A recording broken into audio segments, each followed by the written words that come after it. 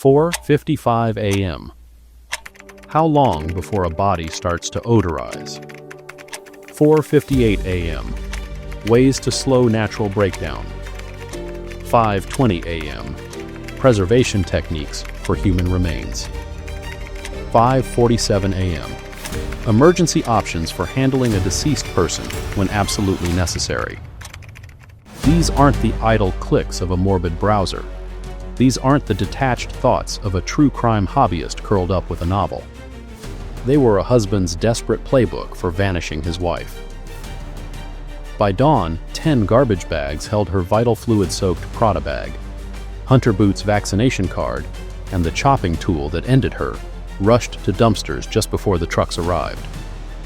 A man whose wife, a sharp, high-powered executive and loving mother to their 3 young boys, was about to disappear entirely scrubbed from both the digital trail and the physical world. This is the twisted, ice-cold saga of Anna and Brian Walshe, a brutal wake-up call that the darkest secrets hide behind manicured lawns and postcard-perfect facades until the American dream is bagged, shredded, and nearly burned forever.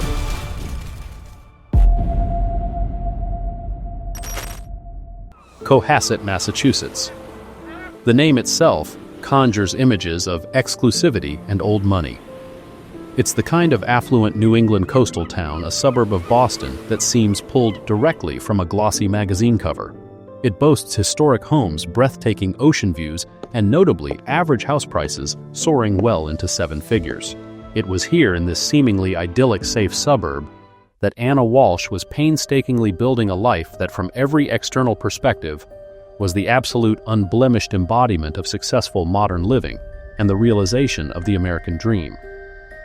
But to understand the depth of this tragedy, we must first be perfectly clear about who Anna was. Born in Belgrade, Serbia, Anna Walshe was 39 at the time of her disappearance. Her physical description was beautiful, 5 foot 2 inches tall, weighing around 115 pounds, with brown hair, striking brown eyes, and a classic olive complexion. She first came to the United States in 2005, and she didn't merely adapt, she conquered. She was an intellectual powerhouse and a relentlessly driven woman. She earned her undergraduate degree from the University of Belgrade and then pushed herself further, achieving a master's degree from the highly prestigious Cornell University. Her intellect was not just strong, it was undeniable. She was fluently multilingual. And this was a woman whose skills and ambition were clearly matched. She was born to conquer the corporate world. Anna first worked her way up through the competitive hospitality industry, gaining invaluable experience and contacts before successfully climbing the steep, unforgiving ladder of commercial real estate. She secured the coveted executive position of Regional General Manager for Tishman Speyer, which is widely recognized as one of the biggest and most powerful global names in the business. She spent her demanding work weeks in D.C., managing a massive, high-stakes portfolio of properties, and then returned every weekend to Cohasset to be with her husband and their 3 young sons. Anna and Brian married in 2015. Her husband was Brian Walshe, 47. If Anna was the rising power executive, Brian had settled into the role of the stay-at-home father, the supportive husband responsible for managing the domestic front. He presented himself as an international art businessman, a man with a refined, sophisticated facade who managed his own investments and was featured as such in respected publications like Boston Magazine and the Boston Globe. He had also been listed as a co-founder and CFO for a company named LES, an acronym for Leadership and Effective Teamwork Strategies. But that company appeared to have been long defunct and non-operational. Outwardly, the Walshes were the definition of a power couple. They were attractive, highly successful, with a beautiful young family living in a gorgeous home. Everything about their life seemed golden. And then the morning of New Year's Day 2023 arrived and the golden facade cracked. The story, as initially recounted by Brian to the police and family friends, was strikingly simple and a little too rushed. He claimed that in the dark early morning hours of Sunday, January 1st, Anna received an urgent, unexpected phone call. He specifically stated it was emergency company business, implying that one of the high-value properties she managed in D.C. required her immediate on-site presence due to a crisis. Anna allegedly kissed her 3 sleeping children goodbye, called a rideshare service to take her to Boston's Logan International Airport, and then rushed out the door before dawn, somewhere between 4 and 5 a.m., aiming to catch the earliest possible flight to D.C. to handle the purported crisis. This narrative of a dedicated executive handling a crisis sounded plausible. It fit her known work ethic and relentless personality. But as the New Year's Day began to pass, the crucial details began to fail. Anna, a woman whose demanding job required her to be constantly glued to her phone and responsive to global communications, went completely unnervingly silent. No text messages were sent to her friends. No calls were placed to check in with her family in Serbia. Crucially, there were no check-ins on her 3 small children, something completely out of character for her. On January 4th, 3 full days after she had supposedly left for her D.C. emergency, the Cohasset Police Department received a missing persons call. But here is the first major point of suspicion. The call did not come from a panicked, distraught husband. It was placed by Anna's employer, Tishman Speyer, in Washington. Anna Walshe had failed to show up for work and was officially unaccounted for, prompting them to raise the alarm. In fact, her company was the definitive first party to officially report her missing. Only after her high-powered employer raised the alarm did Brian Walshe finally call the police and file a report himself. Right here at this precise point in the timeline, Brian's entire narrative begins to publicly and disastrously crumble. This is the first glaring, gaping hole in his story. Let's operate on common sense and human nature. You are a husband. Your wife, the mother of your 3 young children, supposedly rushes out on an emergency work trip. You don't hear from her for 24 hours. You might assume she's busy in a long meeting. 48 hours.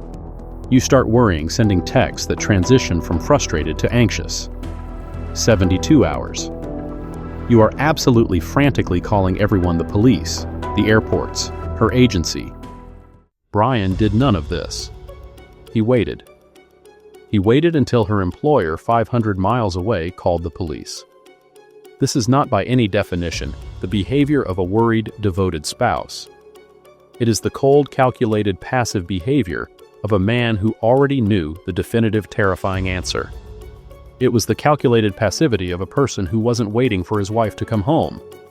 He was waiting to see how long it would take for the outside world to notice she was permanently gone. He was poorly playing the role of the concerned husband, but he forgot the most important lines in the script. The true script called for genuine panic, but all he could manage to deliver was unnerving patience. When Cohasset police officers, including Officer Gregory Laurent, initially arrived at the Walshe home for the mandated well-being check, they were met at the door by Brian. Officer Laurent would later provide crucial testimony in court regarding Brian's strange, emotionless demeanor. He was not panicked, not distressed, not even confused by the police presence. Officer Laurent would famously describe Brian Walshe as very calm under the circumstances. He was paradoxically cooperative, almost to a fault. He readily offered his initial story about the work emergency trip. He claimed he had simply been too busy managing and taking care of the kids to notice her absence immediately. He even preemptively offered up the detail that on January 1st, he took a required trip to visit his mother, who lived in the town of Swampscott, and run what he called some essential errands for her at stores like Whole Foods and CVS. However, the police had already initiated a standard missing persons investigation. And in the modern investigative environment of 2023, a standard investigation is inherently a meticulous digital one. The first critical domino to fall was the core of the travel alibi. Investigators immediately checked with every single airline operating out of Logan International Airport. There were absolutely no records of Anna Walshe on any flights whatsoever. They checked the rideshare companies Uber and Lyft. No Ubers or Lyfts were summoned to or picked up anyone from the Walshe Cohasset residence that morning. And the so-called work emergency, her concerned colleagues and supervisors at Tishman Speyer in D.C. knew nothing about it. Police in D.C. searched her $1.3 million townhouse there, finding no sign of forced entry, no sign of any recent travel, and most importantly, no sign of her. The entire foundation of Brian's voluntary story was proven within hours to be a complete and elaborate falsehood. Furthermore, in speaking to Officer Laurent, Brian created a fatal contradiction in his own timeline. He told the officer he last saw his wife on Sunday, January 1st, sometime between 6 a.m. and 7 a.m. This was a direct 2-hour discrepancy from the 4 to 5 a.m. story he had given to others, suggesting a cover-up of the actual time. He also falsely told Laurent that he had already tried texting her and had proactively contacted her employer, both of which were untrue. Then the second domino, Anna's cell phone data. Police meticulously tracked its data pings. It did not travel to Logan Airport. It did not travel to Washington, D.C. On January 1st and January 2nd, the 2 days after she supposedly rushed off on her emergency trip, her phone was still demonstrably in Cohasset, pinging at or very near the family home. And then police uncovered the single piece of evidence that permanently escalated this case from a complicated disappearance to something far, far more sinister and contained. Brian Walshe was not just any husband. He was at that very moment under federal court-ordered home confinement awaiting sentencing for his previous conviction. He was required to wear a federal-issued GPS ankle monitor. This seemingly minor detail changed the nature of the investigation entirely. It meant his movements were theoretically and legally highly restricted and tracked. It also proved that he wasn't just some random international art businessman. He was a convicted felon legally awaiting the prospect of federal prison time. His ankle monitor data was immediately pulled and analyzed. The data showed that Brian had indeed been busy, disturbingly busy. Part of Brian's initial alibi involved the supposedly innocent trip to his mother's on January 1st. He told police he was allocated 3 hours to drive his mother home after a surgery, but claimed his mother had recovered quicker than anticipated and drove herself home. However, he maintained that he still used that time to visit her and run necessary errands for her, specifically naming trips to Whole Foods and CVS. He even offered the explanation that he got lost on the way to his mother's house and didn't have his cell phone with him. Naturally, police checked the voluminous surveillance video footage from those specific stores. Brian was definitively nowhere to be seen at Whole Foods or CVS, but the police did find him elsewhere. On January 2nd, the day after Anna's alleged disappearance, Brian reported to his probation officer that he needed to run errands for his mother as he had previously planned. But surveillance video retrieved from multiple security cameras across a wide regional area told a profoundly different and damning story. Brian wasn't at a grocery store. He was observed at a major Home Depot location in the nearby town of Rockland, Massachusetts, and his shopping list was absolutely not groceries, toiletries, or anything relating to his mother's needs. Security cameras captured Brian Walshe, carefully wearing a black surgical mask and blue gloves, a peculiar choice for a routine Monday errand, pushing a large cart. He paid exactly $450 entirely in cash for what was immediately classified by investigators as a detailed disposition kit. This was no ordinary outing. This was a deliberate, methodical mission to gather specific tools. His cart was filled with a disturbing collection of items associated with large-scale cleanup and containment. He bought mops, industrial cleaning brushes, and large buckets. He bought duct tape and extra-large plastic tarps materials, clearly intended for containing and moving large items. He bought a white Tyvek suit, the kind professionals use specifically to avoid contamination of the body, and alleged crime scene complete with boot covers and goggles. He bought a hatchet, and in a move that showed a bizarre, desperate blend of foresight and panicked ignorance, he bought 20 pounds, a massive quantity of baking soda, a primitive, desperate attempt to conquer the powerful, unmistakable scent of decomposition and decay. By 5:32 p.m., a street camera caught him in his Volvo, removing the gloves and mask and tossing them in the back seat. And the suspicious shopping trips did not stop there. On January 4th, The very day the police came to his home for the well-being check, Brian went out to discount retailers like TJ Maxx and Home Goods. He wasn't buying things for his children. He purchased new towels, bath mats, and new men's clothing. This was interpreted by police as a further attempt to replace items contaminated by the scene, or to provide a false paper trail for his movements. Focus on the psychology of that Home Depot trip. He wore a mask and gloves. He paid only in cash. This is the absolute opposite of an innocent person buying supplies for a simple home project. This is a person actively and desperately trying to avoid a paper and DNA trail. He knew what he was doing was wrong, and he knew he needed to conceal the evidence. The calm person who told police he was worried sick about his wife, just 24 hours after she supposedly vanished, was purchasing the exact clinical tools one would need to methodically clean up and allegedly dispose of human remains. He wasn't searching for a missing person.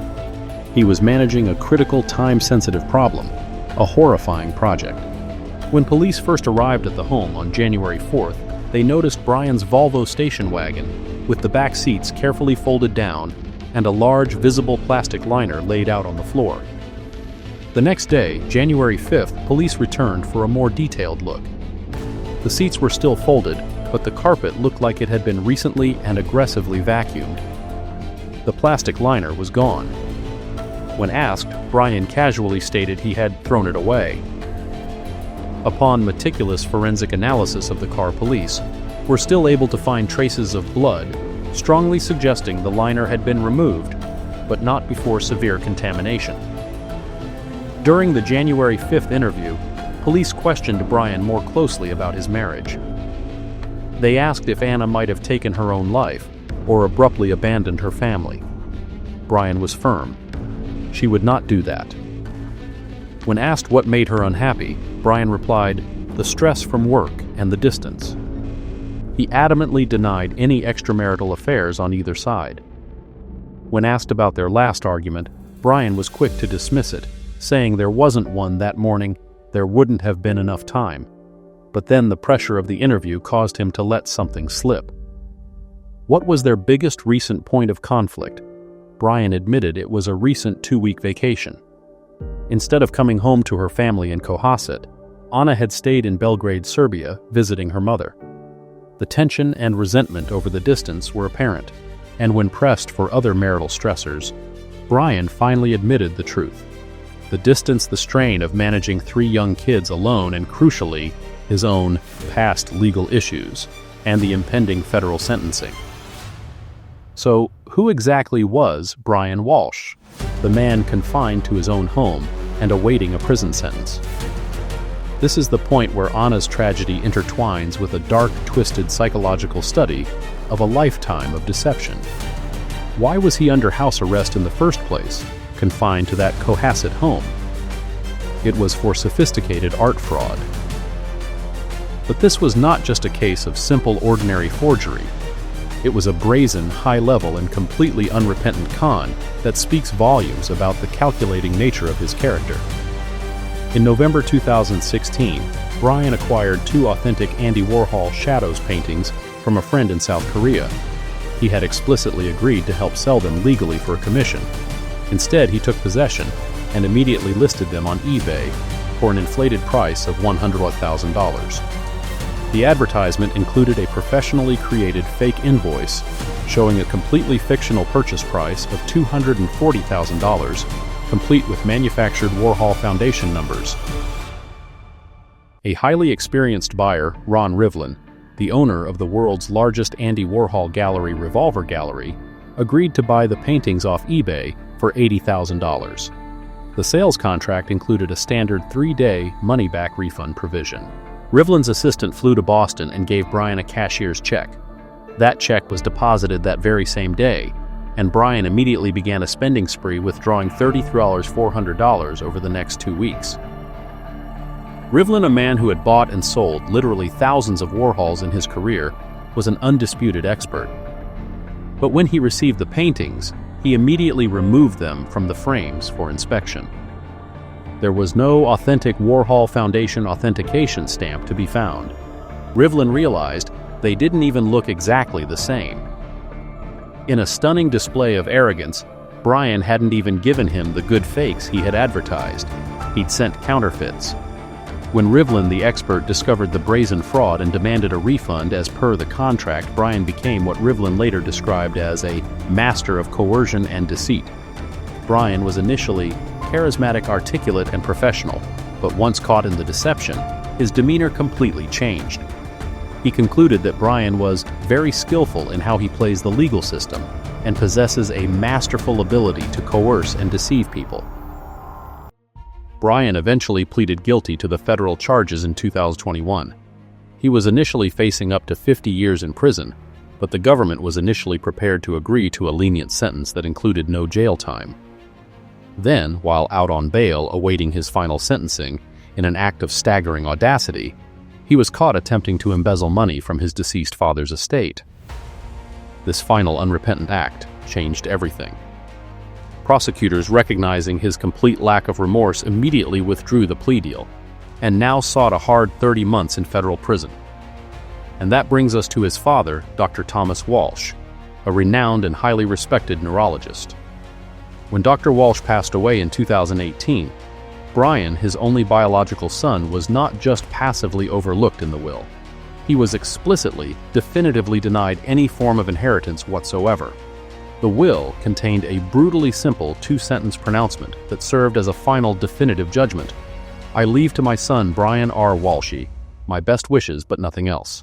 Brian had been alienated from his father for many years, not because of any simple disagreements or lifestyle differences, but because Brian, quote, is a sociopath. He detailed how Brian had previously swindled his father out of nearly $1 million over the years. He described Brian as a troubled individual who could never stay put in a school as a child, indicating he wasn't just a troubled young adult, but a lifelong, deeply ingrained problem for everyone in his orbit. And after his father died, Brian wasn't just excluded from the will. He was formally accused in court filings of actively looting the estate. He allegedly took on his own over $100,000 in cash. When Brian was eventually confronted by security guards, he did not back down or attempt to talk his way out of it. We are not looking at a man who simply lost his temper on New Year's Day in a moment of passion. We are looking at a classic profile of a malignant narcissist and sociopath. A man whose entire existence was defined by parasitic relationships and manipulation. He stole from his father until he was rejected. He stole from the art world until he was caught and confined. And finally, it appears, he was allegedly stealing his very life, his relevance, his financial stability, his freedom from his wife. Think about the toxic, power-inverted dynamic in that house. Anna was a rising, brilliant star, a successful immigrant, and she held a substantial $2.7 million life insurance policy. She was the one with the Cornell degree, the high-powered executive title, the DC townhouse, the financial freedom. Brian was a failed heir, a twice-convicted fraudster, a man confined to his house with an ankle monitor, entirely and utterly dependent on his wife's superior success and income to maintain their lifestyle. For a sociopath with intense narcissistic rage, this reality is fundamentally intolerable. She was not his equal partner. She was demonstrably his financial and professional superior. She was his lifeline, but in his mind, he was her anchor.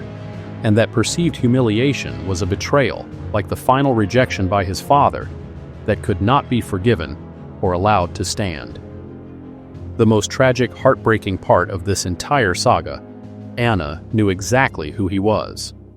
In 2014, even before they were married, police records from DC clearly show that Anna reported to the Metropolitan Police Department that Brian Walshe had threatened to take her and her friends' lives over the phone during an argument. But in a heartbreakingly common and cyclical turn of events, she later refused to cooperate with the subsequent police investigation, and the case was officially dropped. She saw the danger, identified its deadly threat, and then, in a devastating act of self-betrayal, she married it. Why did she stay? This is the question that haunts every observer, every investigator, and every person who reads this case. Why would such a smart, powerful, accomplished woman marry and stay with a man who had threatened her life? We can never truly access her final thoughts, but we can clearly see a devastating psychological pattern. This is not a simple narrative of a bad man and a good woman. It is a profoundly complex, tragic dynamic fueled by success, shame, and denial. Anna was an immigrant who had built an entire empire from absolutely nothing. Her whole adult life was a testament to conquering adversity, to overcoming challenges, to making things work no matter the cost. Was admitting her relationship was a fundamental failure, especially with a man who threatened lethal violence, a failure she simply could not publicly or privately tolerate. Was it a psychological trauma bond, a dependency forged in abuse? Was it the immense crushing pressure to maintain the perfect family facade she so expertly presented on social media? Did she, as a dedicated mother of 3 small children, feel completely and utterly trapped by her circumstances and his dependence? She built her perfect life on a seismic fault line of sociopathy, and on the morning of January 1st, 2023, the ground finally cracked open and swallowed her whole. Once Brian's self-incriminating Home Depot trip was definitively exposed through surveillance and financial records, the entire nature of the investigation shifted immediately and irrevocably. This was no longer a standard missing persons search for Anna. It became a systematic, grim search for her alleged remains and the evidence of their removal.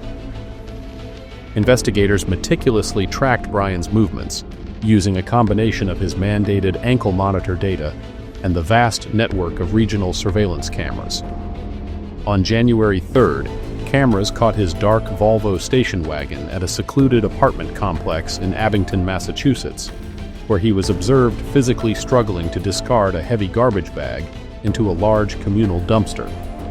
He then immediately drove to another complex in another town and repeated the exact same disposal process, and then a third.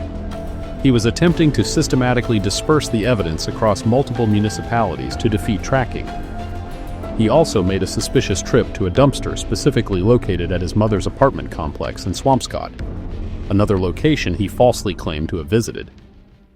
A desperate, highly resource-intensive race against time began. Police raced frantically to locate and secure the specific dumpsters he had visited, but for some of them, the trucks had already completed their routes. The contents of those containers had been taken to the massive transfer station in Peabody, a colossal industrialized facility where countless tons of municipal garbage is sorted, compacted, chopped, and finally burned. They were tragically too late for some of the evidence. Police investigators later expressed the belief that many of the bags were systematically eliminated forever in the complex industrial processes of the waste facility. But not all of them. A team of state and local investigators began a grim, agonizing, painstaking search through literal stinking mountains of compressed trash. And at the Peabody facility, they achieved a major forensic breakthrough. They found them 10 garbage bags pulled from the shredder, just in time their contents still identifiable. The contents of those 10 bags told the entire horrific story of the cleanup and the alleged aggressive acts. Inside, investigators found a haunting, nauseating tableau of a life methodically erased. There were numerous towels rags and a significant piece of area rug, all heavily soaked in what was immediately identified as vital fluid. They found pieces of duct tape, blue gloves, and parts of the plastic tarps consistent with the specific items purchased during the cash transaction at Home Depot. But then investigators found Anna's personal items discarded like common refuse, a pair of distinctive hunter boots and a high-end Prada handbag, both positively identified as belonging to Anna. They found a portion of a necklace she frequently wore in family photos. And in a chilling moment of bureaucratic horror, they found her COVID-19 vaccination card, a definitive state-issued document of her identity, tossed casually in with the tools of her destruction. And of course, they recovered the chopping tool. They also recovered the white Tyvek suit, the specific garment Brian had purchased on January 2nd. Forensic analysis of the suit was devastating and conclusive. DNA from both Brian and Anna was found on the interior wrist and arm cuffs of the suit, suggesting a struggle or heavy contamination during the cleanup. They also found distinct identifiable biological remnants with Anna's DNA profile on them, definitively proving the contents of the bags were connected to her. And in the house itself, in the basement of the Cohasset home, they found pools of vital fluid, a damaged blade with vital fluid on it, and a second blade. The horrifying forensic picture is now complete, and it is grotesque in its methodology. The DNA evidence shows he was actively wearing that suit when he was in contact with his wife's red liquid. The presence of her DNA and biological remnants on the exterior of the suit, along with the chopping tool, is the silent, irrefutable forensic witness to the unspeakable, methodical act of disposal. It appears he methodically collected her most distinctive personal belongings, her handbag, her boots, her necklace, and discarded them, along with the red liquid-soaked cleaning instruments, and her alleged remains, treating her life and memory like common refuse. But as horrific and damning as the physical, tangible evidence was, the final piece of the puzzle, the single most damaging element in the prosecution's case, was the digital confession. Investigators seized all of the couple's electronic devices, including a shared iPad, frequently used by their children. And on his son's device, they found Brian Walshe's complete Google search history, which had not been deleted or wiped. It is without a doubt one of the coldest, most detailed, and most profoundly foolish digital trails in the history of modern criminal investigation. The deadly trail of thought started even before Anna officially disappeared on New Year's Day. On December 27th, Brian searched for the query, "What is the best state for divorce for a man?" This is the stark, clear motive. He was actively contemplating separation and the end of the marriage. He was unhappy. But his sociopath record, characterized by his father's friend, suggests that he does not lose conflicts or settlements. He is conditioned to win them, no matter the destructive cost. Then the timeline transitions from contemplation to a terrifying minute-by-minute ledger of a killing and the subsequent cleanup attempt. If this case chilled you to the bone, hit that like button and subscribe for more true crime breakdowns that expose the darkest secrets behind perfect lives. He wasn't just thinking about these topics. He was, it appears, in the middle of the act or the immediate aftermath. While his children slept just rooms away, he was actively Googling detailed step-by-step instructions for the horror he was allegedly committing. He continued by searching, "What does formaldehyde do?" And then, at 11:34 a.m., the single most brutal, damning query of all, cutting apart and the best way to dispose of a body. A minute later, showing a profound awareness of forensic risk, he searched, "How to clean red liquid from a wooden floor." Then, luminol to detect red liquid, demonstrating a chilling attempt to defeat the very forensic science that would eventually catch him. He wasn't merely an alleged perpetrator. He was becoming his own amateur forensic investigator, attempting to learn the weaknesses of the system in order to defeat the very police officers who would eventually come for him. The searches continued for 2 more days, becoming more macabre and detail-oriented. He searched hacksaw best tool for cutting apart. Later that day, he searched what happens to hair on a deceased body, and exhibiting a chilling interest in the logistics of decomposition. What is the rate of decomposition in a body found in a plastic bag versus a body left on the surface in a wooded area? These are not general questions. They are specifically terrible logistical questions related to his disposal strategy. And finally, the search that linked his digital confession back to his physical actions. Can baking soda hide or make a body smell good? There it is, the direct, undeniable link to the 20 pounds of baking soda he purchased at Home Depot. His cold, destructive digital thoughts and his physical, cash-based actions aligned perfectly and irrefutably. He genuinely thought he could carry out this heinous, methodical act, look up the step-by-step instructions for human disposal on his son's shared iPad, and then just delete the history, assuming no one would ever recover the data. He thought he was a mastermind by paying cash for the tools, but he was wearing his federally issued ankle monitor and carrying his cell phone to Home Depot, creating an irrefutable time-stamped trail of his own guilt. He thought he was a criminal genius, but he was simultaneously building an indestructible, time-stamped, highly detailed confession of his every destructive thought and action. He's a man who believed he was a criminal mastermind, but operated with the operational security of an untrained child.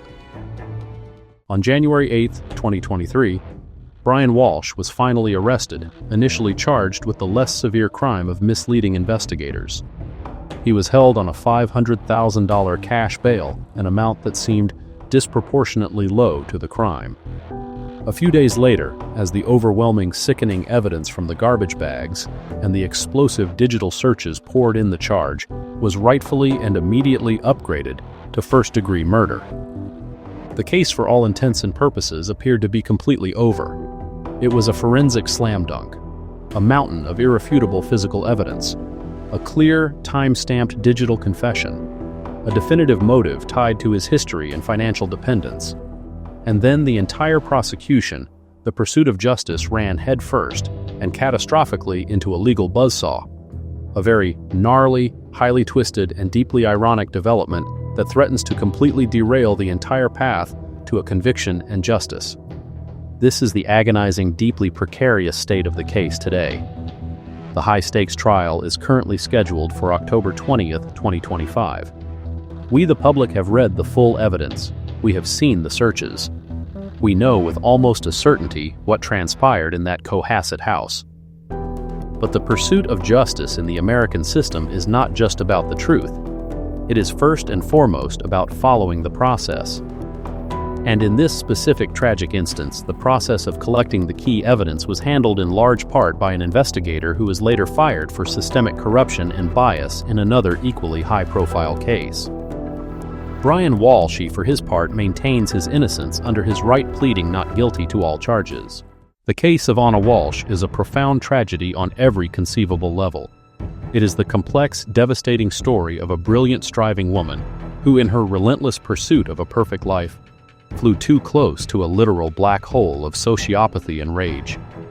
She built an astonishing, multi-million-dollar life of success, only for that very success to seemingly become the primary motive for her destruction by the very person who was legally and morally obligated to be her biggest champion and protector. Brian Walshe was fundamentally and consistently a human parasite. He fed off his father's wealth and reputation until he was permanently cut off. He fed off the highly insulated, high-value art world until he was caught and confined. And finally, in the final dark chapter of his life, he allegedly fed off his wife's superior success until his catastrophic narcissistic rage at his own personal failure and total dependence upon her success became, allegedly, the catalyst for murder.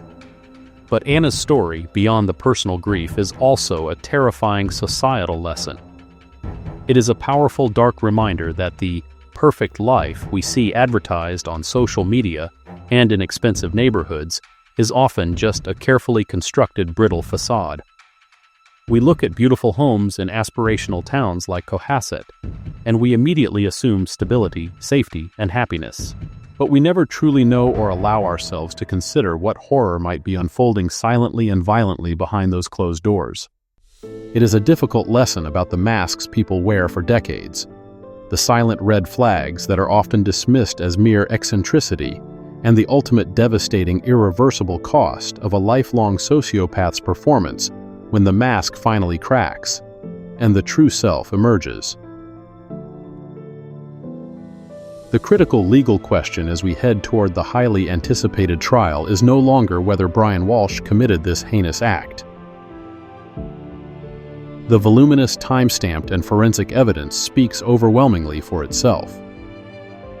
The question now is whether a justice system fundamentally flawed by its own internal failures and the corruption of its own officers can ultimately overcome those failures to deliver justice for Anna Walshe and her children.